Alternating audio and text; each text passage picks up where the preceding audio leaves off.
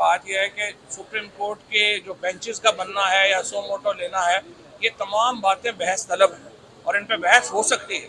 और मेरा ये ख्याल है कि पॉलिटिकल पार्टीज़ को एक कंसेंसस से इसके ऊपर बढ़ना चाहिए। ये तो बात सही है, सुप्रीम कोर्ट में या सारी हमारी सुपीरियर कोर्ट्स में जजेस की तैनाती से लेके बेंचेस बनाने के इख्तियारात, सो मोटे इख्तियारात, इनके ऊपर एक गौर व हौज की ज़रूरत है, जस्टिस सिस्टम को बदलने की ज़रूरत है।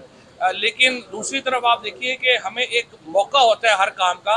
इस वक्त अगर सजाद अली शाह साहब को जब 1997 में हटाया गया था, सुप्रीम कोर्ट के ज़्यादातर जजेस ने हटाया था, लेकिन आज वो विलन नहीं है। सजाद अली शाह हीरो है और जिन जजेस ने हटाया था वो विलन है। वक्त होता है हर काम करने का। ये पार्लियामेंट कानून साजी कर सकती है? जी मौसम साहब, ये सवाल है कि प्राइम मिनिस्टर शहबाज शरीफ साहब ने तनकीद का निशाना बनाया है आपसे कुछ देर पहले एक वक्त जुडिशरी को। उन्होंने कहा है कि उन्होंने ये भी हवाला दिया कि सियासतदानों पर इतने केसेस हैं तो जजेस पर कितने हैं। इसके साथ उन्होंने कहा है कि ये जो 3-2-4-3 ये जो फैसले का तनासुब बार बार कल से बताया जा रहा है, उस हवाले से उन्होंने ये भी कहा है कि इस हवाले से अब हमें कानून साजी की जरूरत है। अगर हमने सबक न सीखा तो हमारे लिए फिर आगे बहुत चले। देखिए, मैं समझता हूँ कि कानून साजी होनी चाहिए, कोई शुबा ही नहीं है। सुप्रीम कोर्ट के इख्तियारात को लेके और तैनातियों को लेके इसके ऊपर होना चाहिए। और अगर फेयर सिस्टम हमें मिल जाए, जो मरियम नवाज और कहते हैं ना कि फेयर और तराजू के दोनों पलड़े बराबर होने चाहिए और उसके बाद लेवल प्लेइंग फील्ड होनी चाहिए। जिस दिन पाकिस्तान में ये दोनों प्रिंसिपल लग गए ना, मरियम नवाज साहिबा जो है उनको अपना मेकअप का सामान भी पैक करने का टाइम नहीं मिलना, इन्होंने लंदन भागना है। तो इसलिए ये करें, वो काम करें, ये लेवल प्लेइंग फील्ड और तराजू के दोनों पलड़े बराबर करें। और उसके बाद देखें इन्हें कैंडिडेट भी कोई मिल गया तो मुझे कहिए। शहबाज शरीफ कह रहे हैं कि आज भी लाडला है।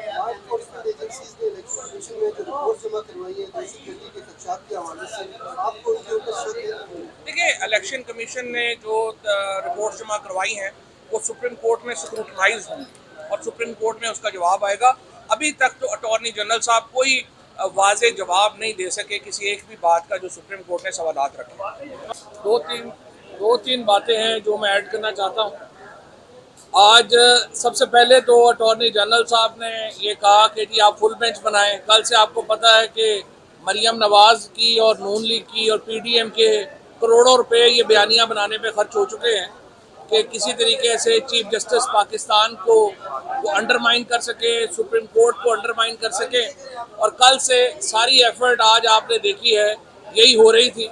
और पनामा के केस में भी आपको पता है कि अचानक मीडिया वालों के कुछ इश्तिहार बड़े बढ़ गए थे। तो मैं तो सुप्रीम कोर्ट को कहूँगा कि कल से जो एफर्ट हुई है सुप्रीम कोर्ट को अंडरमाइन करने के लिए, इसमें भी ज़रा फाइनेंसिस चेक कर लें कि किधर किधर गए हैं, तो उनको पता चल जाएगा। आज जस्टिस मंदोखेल साहब को ये क्रेडिट जाता है जिन्होंने ये करोड़ों रुपया हुकूमत का डबो दिया, ये कह के कि ये हमारा इंटरनल मसला है, आपका प्रॉब्लम नहीं है। आज जब अटॉर्नी जनरल ने कहा कि इसको आप फुल कोर्ट बनाएं या ये करें वो करें, तो उन्होंने कहा कि ये हमारा एक अंदरूनी मामला है, ये हम खुद ही देख लेंगे। और आप इस बात के ऊपर आएँ कि अगर इलेक्शन कमीशन का हुक्म कालअदम करार दिया जाए तो उसका फिर क्या इफेक्ट होगा इलेक्शन की डेट के ऊपर। और उसके बाद मैं समझता हूँ अली जफ़र साहब ने जो मेन सारी चीज़ें हैं वो तो कंक्लूड कर दी। आज इन्होंने जिस तरह से अपना केस पेश किया, देखिए हमारा आर्टिकल 2A पाकिस्तान के आइन का बड़ा वाज़े है।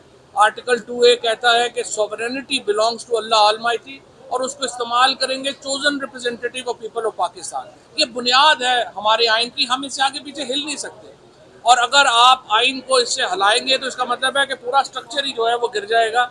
ये अली जफ़र साहब ने आज एस्टेब्लिश कर दिया है। इसलिए इलेक्शन होने के अलावा कोई दूसरा रास्ता जो है वो नहीं है। अब 2 पॉइंट्स जो पहले तो मैं समझता हूँ कि हमारे अटॉर्नी जनरल मंसूर जो है वो ज़ाहिर है मेरा छोटे भाइयों की तरह बड़ा काबिल वकील है, लेकिन आज पहले ही दिन हनीमून वाले दिन ही उसको बड़े मुश्किल मामलात में उलझा दिया गया।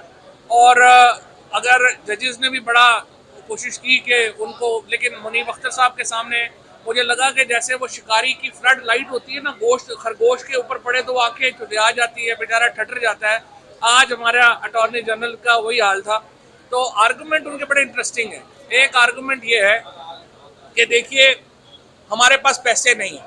अब आप मुझे बताइए, मैं तो रिक्वेस्ट भी वहाँ करना चाह रहा था कि अगर एक एटमी मुल्क जिसके पास एटमी ताकत का हामिल मुल्क ये कहे कि हमारे पास 8, 10, 15 मिलियन डॉलर भी नहीं है इलेक्शन कराने के लिए, आप अपना क्या बता रहे हैं लोगों को, अमेरिका की कल कांग्रेशनल हेयरिंग्स होगी, वो कहेंगे जिस मुल्क के पास 10-15 मिलियन डॉलर नहीं है इलेक्शन कराने के लिए, उसके ऊपर आपने ये एटमी ताकत का सारा मामला उसके पास है।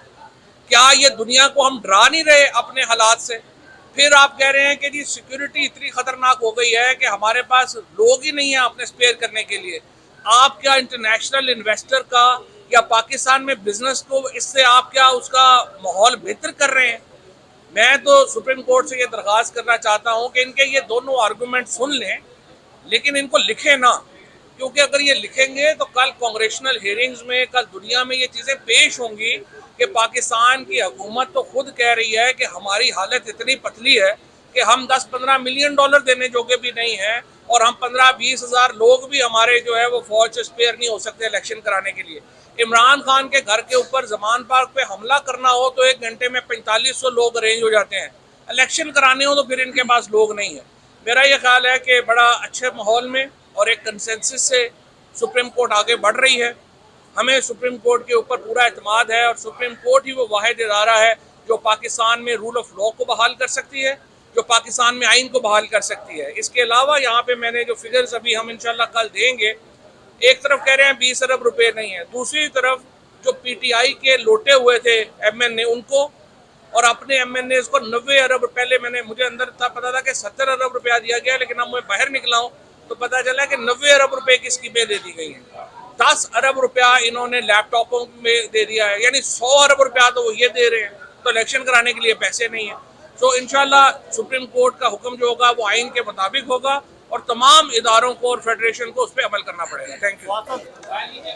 आज जो इलेक्शन कमीशन ऑफ पाकिस्तान ने फैसला किया था डिले करने का इलेक्शन, उस ऑर्डर को चैलेंज किया हुआ था पिटिशन के ज़रिए, उसकी कल भी समाअत हुई। आज उसकी डिटेल्ड बहस सुनी। अदालत ने कहा कि जो मेन सवाल ये है कि क्या इलेक्शन कमीशन ऑफ पाकिस्तान के पास आइन या किसी भी कानून में ये इख्तियार है कि वो प्रेसिडेंट की दी हुई तारीख को तब्दील कर दें। उसके ऊपर पूरी जो आर्टिकल्स थे, शिकें थी आइन की, उसके ऊपर बहस हुई, एक एक आर्टिकल को देखा गया, इलेक्शन एक्ट 2017 देखा गया। हमारी सबमिशन अदालत के सामने ये थी कि इलेक्शन कमीशन ऑफ पाकिस्तान के पास कोई गुंजाइश नहीं है कि वो आइन के ज़रिए या किसी कानून के ज़रिए इलेक्शन की डेट को तब्दील कर सकें।